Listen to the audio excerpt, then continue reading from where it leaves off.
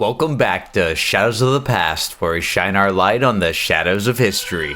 I wanted to start today's episode talking about a short story I love by H.P. Lovecraft. It's called The Color Out of Space. In the tale, a meteorite strikes a farm, causing the crops to change in strange, erratic ways, growing to massive size, all while completely devoid of any color or substance.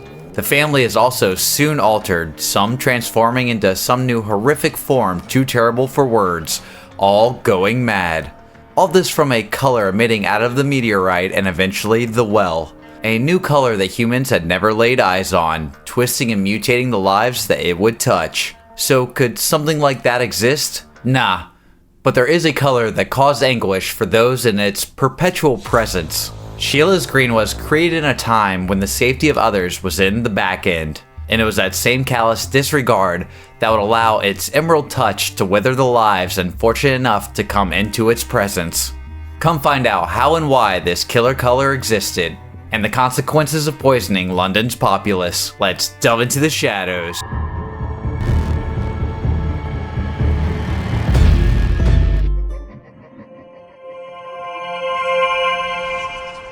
This is Sheila's green. Beautiful, isn't it? The bright, verdant color that's full-on green.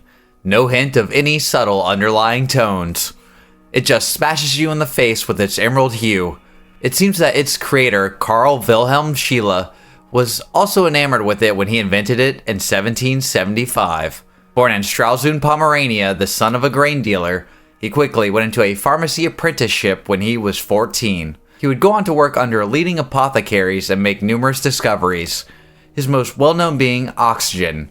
You know, just something completely inconsequential. He called it fire air at the time, in line with the prevailing alchemical theory of phlogiston, which hilariously enough works the exact opposite of the oxygen theory. Phlogiston theory is where substances contain a fire-like element that is released when it gets burned and is then absorbed by the air until the combustion stops. This would liberate the ash inside, and so things were made of this phlogiston and ash. Phlogiston and wood ash combine, wood is burned, and the air carries away the newly liberated phlogiston. No more fire.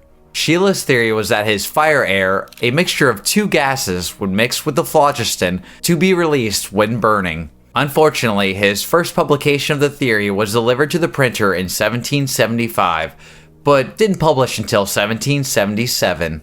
Two chemists, Joseph Priestley and Antoine Lavoisier, had published their own data during this time dealing with a similar theory. All three men would end up being accredited for the discovery of oxygen. In the same year as the oxygen experiments, he heated sodium carbonate, added some arsenious oxide, stirred until dissolution, and then topped it off with some sulfur sulfate. This created the mixture that would be deemed Sheila's green. It was a freak accident. Just like the other color, Turner's patent yellow, named after the manufacturer who stole the patent. This seemed to be kind of a reoccurring theme in his life. So with a vivid new color to bring to the masses with his own name on it, he jumped at the chance, choosing to look over the toxic arsenic compounds found in its mixture. He had even written to a friend a year before producing the color, noting that buyers may want to know of its poisonous nature.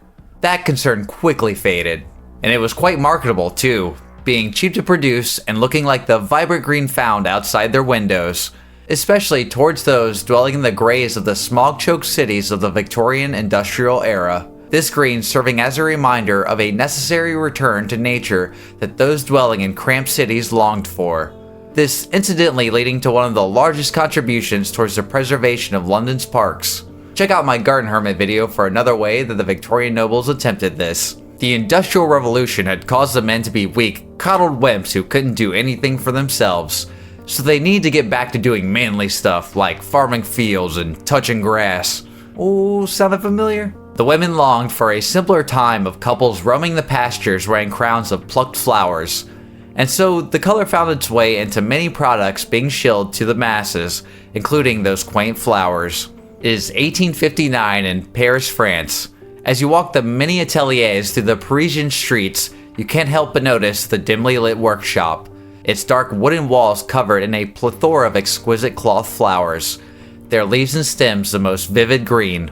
A lovely young woman in a black dress approaches you and asks if you'd like to buy one. her vivacious and obvious care for the flowers winning you over. You'd love to, but unfortunately it wouldn't be wise.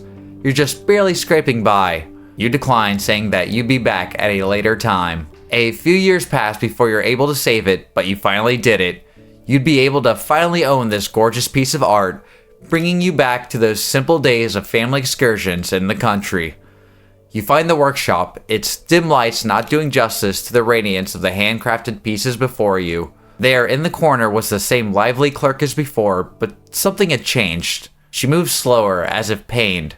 Her eyes now a sallow green, matching the stained tips of her fingers. She seems a former shade of her exuberant self, the life now seemingly drained. This woman unfortunately did exist, a 90-year-old named Matilda Scheele. She would sprinkle the flowers in the arsenic green powder to bring out the vivacious color, all while slowly being poisoned. She would eventually die horrifically, convulsing from under the strain of arsenic that reached her stomach, liver, and lungs, slowly destroying her from the inside out. 1/8 of a teaspoon of arsenic can be fatal, and she dusted those flowers with enough to kill 20. Flowers wouldn't be the only thing to contain this deadly ingredient. The arsenic green would eventually find its way into the clothing like waistcoats, dresses, and shoes. There just wasn't enough direct contact. A ball gown fashioned with the substance would contain as much as 900 grains of arsenic, which about 60 of those could fall to the floor in an evening. And it doesn't sound too bad until you realize that it only takes between 4 to 5 grains to kill the average adult. And those wearing the clothing will end up suffering some irritation if lucky, and oozing wounds if not. The Victorians would also learn to get the arsenic in there as quickly as possible when they started introducing the green powder into baked goods and flavored drinks. Though this did not turn out quite as disastrous as the 1858 Bradford, England sweets poisoning incident, where a local named Humbug Billy sold candies from his stall at the market. Named so for the type of candies he would sell. He would get these candies from Joseph Neal. Neal was sick that day, and his young assistant mistakenly handed Billy casks of arsenic trioxide instead of the usual daff. 5 pounds of the sweets were sold that day, each containing about 9 grains of arsenic, enough to kill around 2,000 people. It would luckily not be that horrific, but 20 would still die and around 200 becoming severely ill, all feeling the debilitating effects of arsenicosis. Vomiting, agonizing cramps, diarrhea, and brain dysfunction, all for some peppermint candy. If exposed for longer, eventually the skin would darken and thicken, while numbness would begin to set into your body. Heart risk and cancer would also become a high risk. A risk that most Victorians seemed to be okay with making. It wasn't like most of the population didn't know that their clothes and products were being laced with these deadly substances. Arsenic-injected products had been getting banned as early as the 1830s, and newspapers also spelling out the gruesome consequences of the dangerous poison finding its way into everything. A renowned chemist, Dr. A.W. Hoffman, wrote an article in the Times about the weight of the poison being carried in the various garments being sold. This would be in 1862, a year after Matilda Scheele's death, which in itself would be highly publicized. He called it the Dance of Death, and included the not-so-subtle imagery of skeletons dancing in these chemical green garments. Nothing quite as tongue-in-cheek, though, as British medical journal's opinion. May the fascinating wearer of it be called a killing creature. She actually carries in her skirts poison enough to slay the whole of the admirers she may meet, while in half a dozen ballrooms. A book would eventually hit the market in 1874 called Shadows from the Walls of Death. It would contain 86 samples of wallpaper containing Sheila's green. Oh yeah, lead wasn't the only poison we were putting into our walls. We had to throw some arsenic in there too. It was found that Napoleon Bonaparte had these same green arsenic-laced walls before his death on St. Helena, and while it was found that stomach cancer was the cause of death, I imagine inhaling the toxic fumes from the damp wallpaper could not have helped. William Morris, a well-known designer and artist, wouldn't have any of it. He would delve into learning many skills and professions, which he did pretty affluently, including selling wallpaper with Sheila's green. He couldn't believe that arsenic was harmful, which is kind of crazy considering he would be the same person to campaign for the use of organic dyes and textiles to help provide safer working conditions.